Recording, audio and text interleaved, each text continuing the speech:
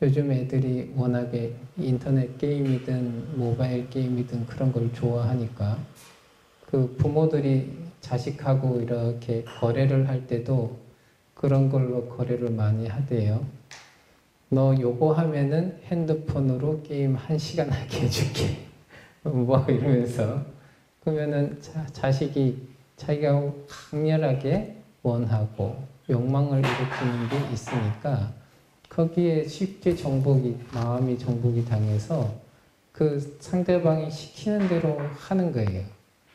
꼭 붙들려서 해야 될 것들이 자기가 쉽게 유혹당하고 그래서 꼭 하고 싶고 그 꼭 하고 싶은 게 커지면은 나는 이것을 반드시 해야 된다라고 생각을 하고 그렇게 해서 자기가 자기 목에다가 목줄을 다 걸 수 있는 어떠한 것을 딱 만들어 놓은 상태에서는 그 누가 가도 그 키워드 하나만 잘 알고 있으면은 조절하기가 쉽다는 거예요.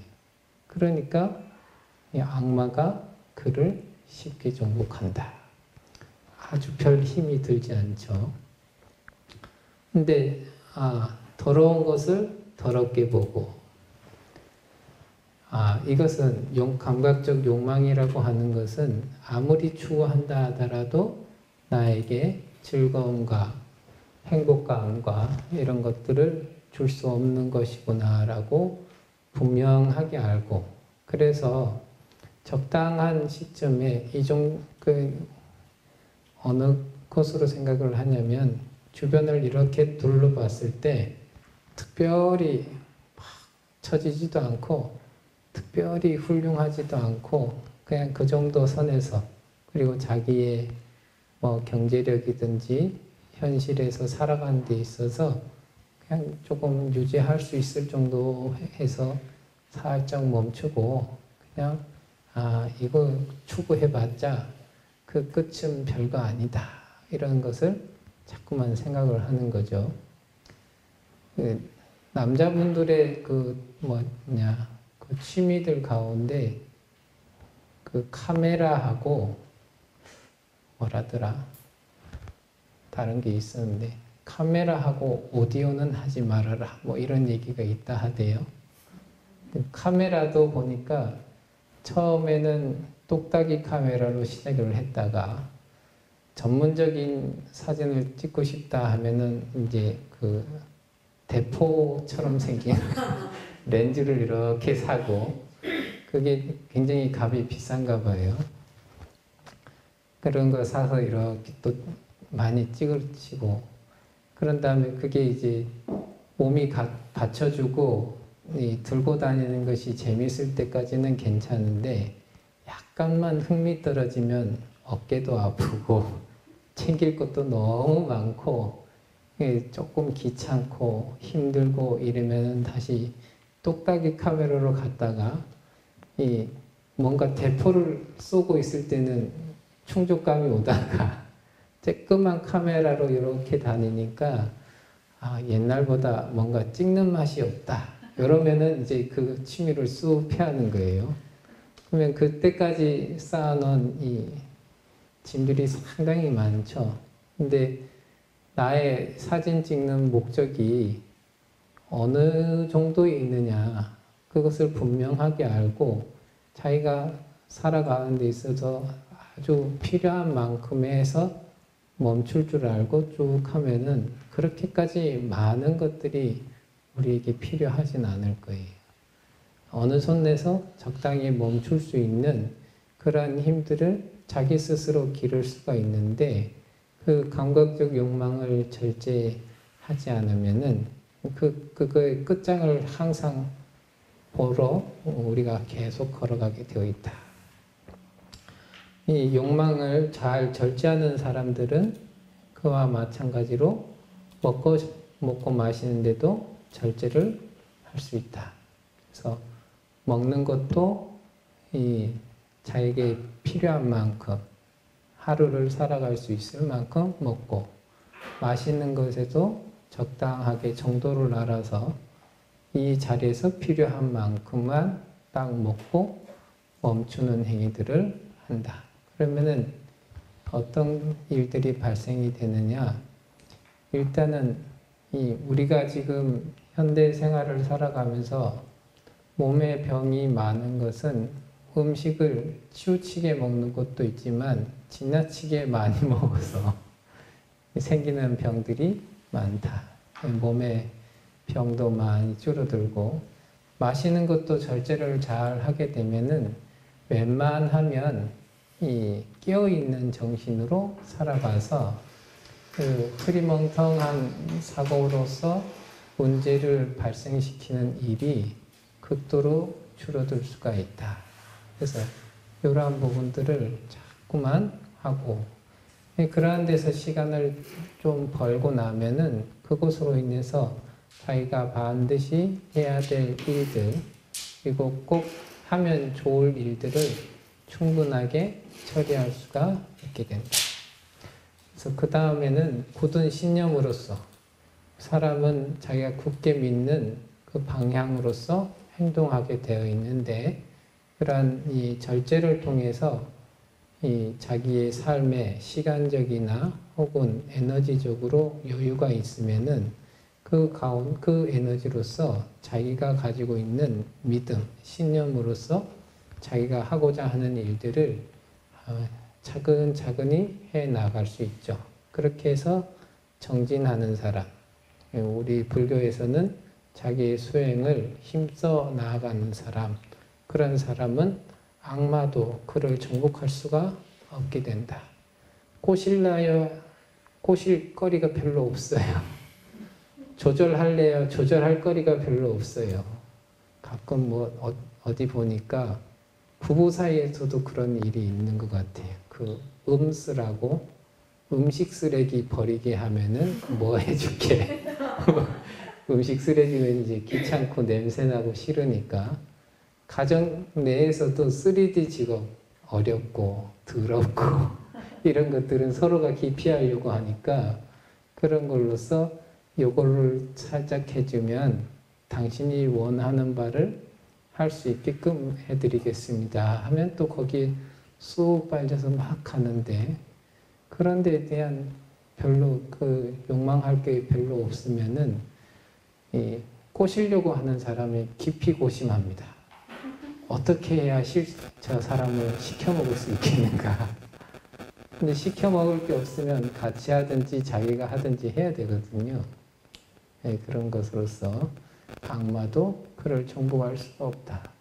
이 삼계 내에서 자기가 욕망하는 바가 하나도 없다 이러면은 이 악마라고 하는 것은 삼계 안에서 힘을 발휘하는데 삼계에 욕망하는 게 없으면은 그 어떤 걸로도 이 사람을 쉽게 조정할 수가 없는 거죠.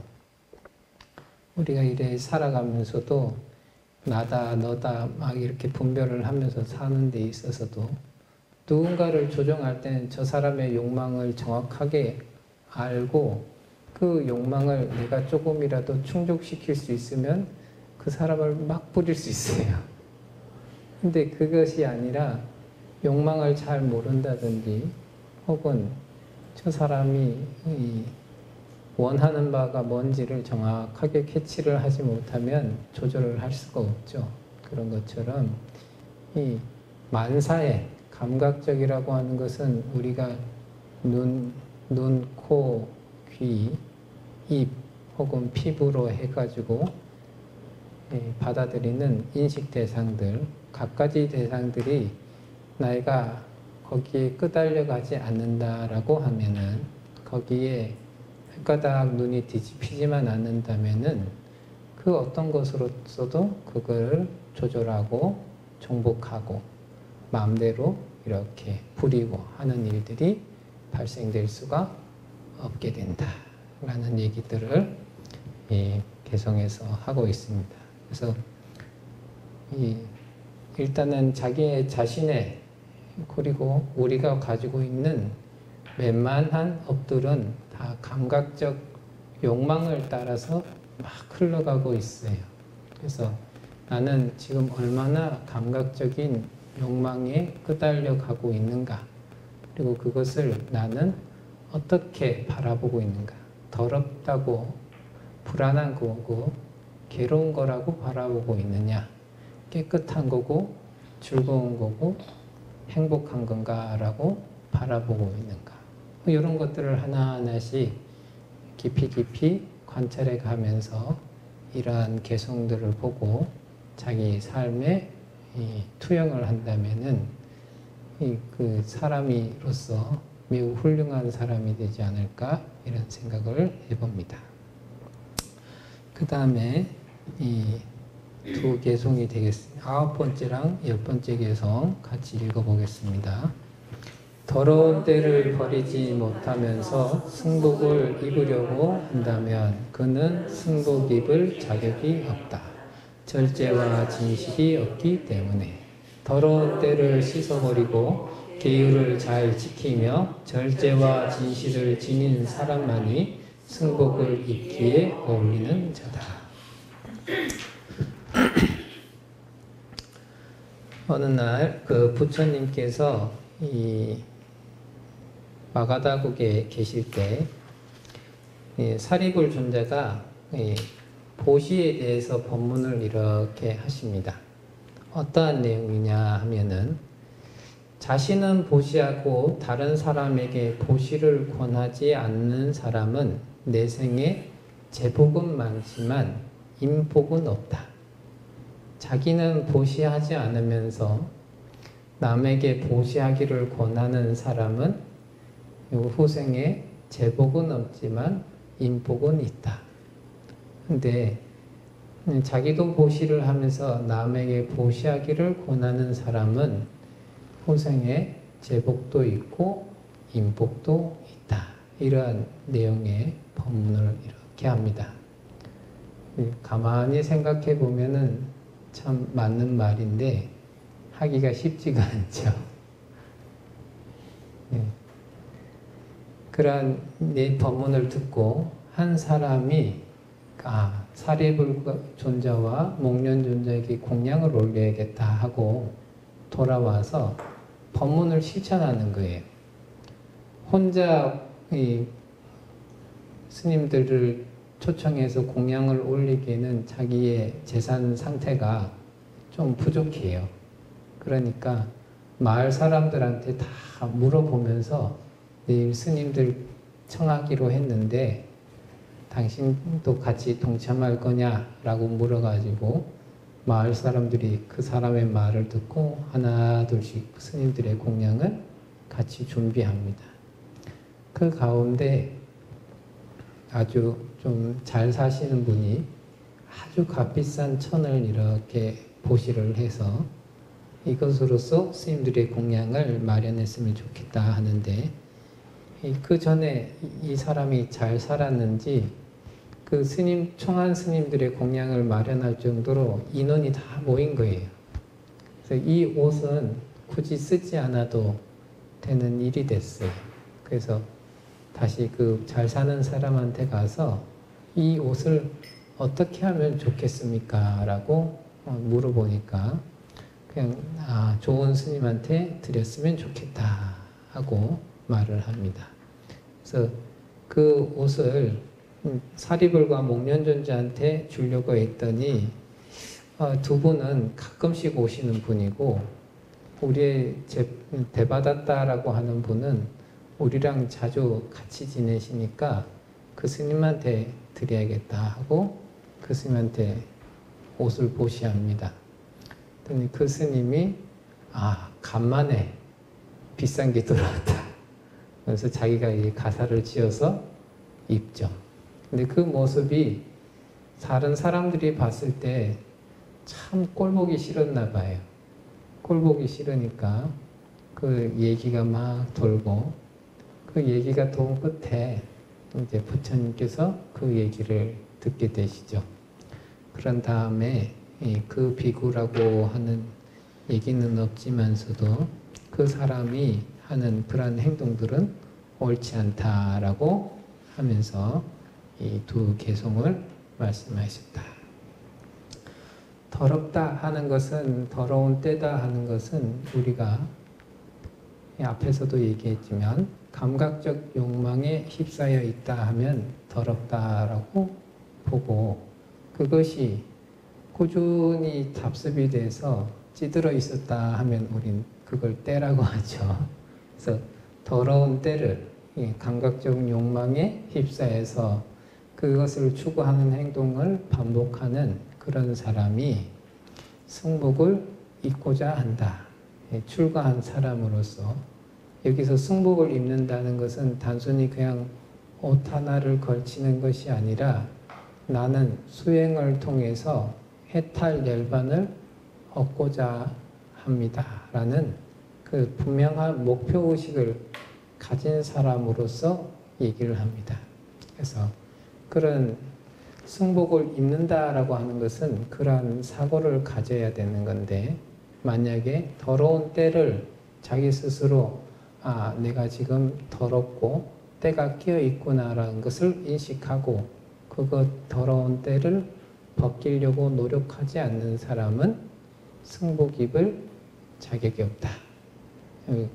누구 어디 가가지고 해탈 열반 뭐 이런 얘기들을 할 자격이 없게 된다. 이런 거죠.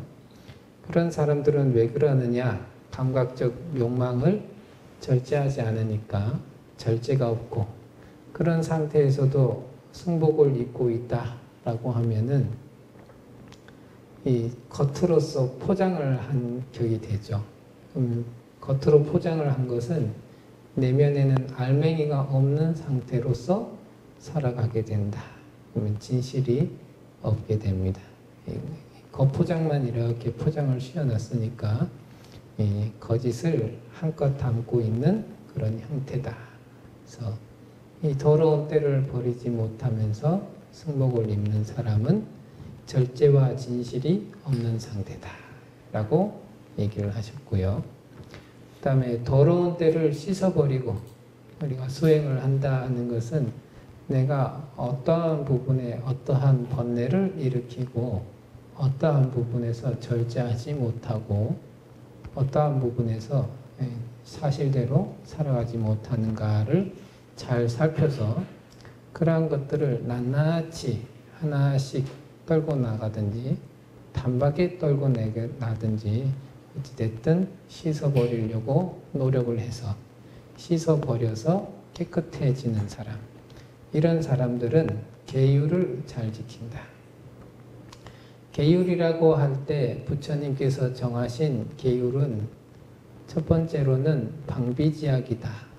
나쁜 행동하는 것을 그치게 하는 것이고, 두 번째는 모든 선을 낳게 하는데 근본이 됩니다. 그래서 계율을 잘 지킨다 하는 것은 일단 나쁜 더러운 때에 침범을 하지 않는다. 더러운 때를 자기가 다시 입히지 않는다는데 큰 주안점이 있죠. 그런 사람은 절제와 진실을 지닌 사람이다.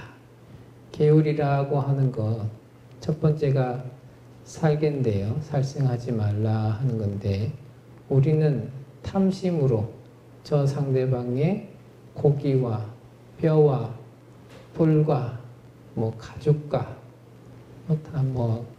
털과 등등등이 필요하고 그것이 돈이 된다. 이렇게 생각을 하면은 쉽게 그것이 나의 이익이 된다 하면 쉽게 그 중생을 죽이고 빼앗고 이런 일들이 금방 발현이 되게 되죠. 성냄을 가득 가지고 있으면은 내가 저 상대방한테 이만큼의 고통을 주는 것이 당연하고 합당하고 바로 내가 그러한 이 판사가 되어서 저 사람한테 하는 것이 정당하다. 이런 생각을 가지고 함부로 대할 수 있는 그런 일들이 되죠. 근데 계율을 지킨다 하고 하면은 그러한 탐심과 진심 혹은 치심까지 그것을 절제를 했을 때 계율을 온전히 지킬 수가 있게 됩니다.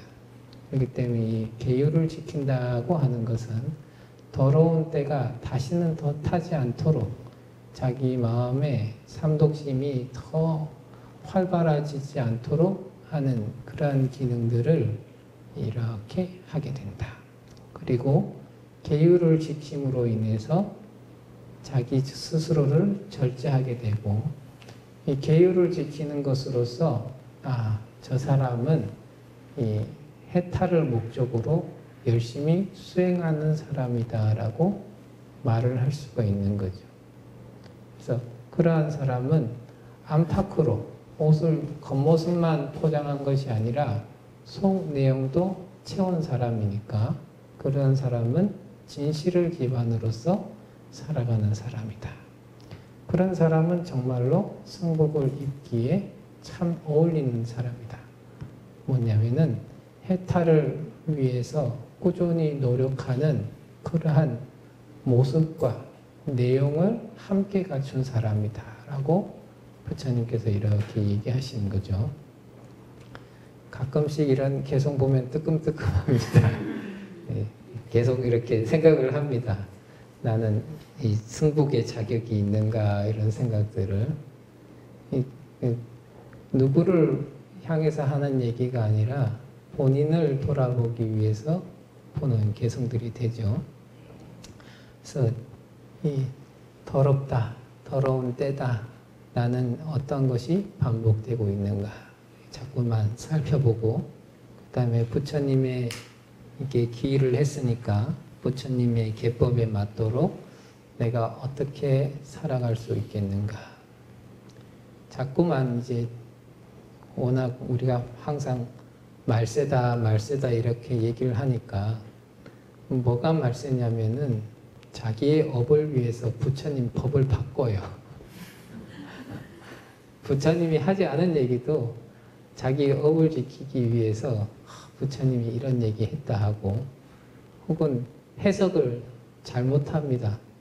부처님이 얘기하신 것을 나는 이렇게 생각한다 하면서 바꾸고 막 이러면서 자기의 업을 정당화하고 자기의 업을 보존하고 이런 쪽으로만 자꾸 나아가게 된다. 근데 그러한 부분들을 자꾸만 살펴서 분명하게 가려낼 수 있는 그런 힘이 있어야지만 이러한 것들이 잘 지켜질 수가 있다. 그래서 승복을 입기에 어울리는 자다 뭐 이런 얘기가 있지만 조금 더 넓게 말씀을 드리자면은 우리가 쉽게 저도 수행합니다. 저도 공부하는 사람입니다. 뭐 이런 얘기들로 우리가 지금 많이 표현하고 있는데 그런 내 스스로 당당하게 저는 수행하는 사람입니다. 나는 공부하는 사람입니다.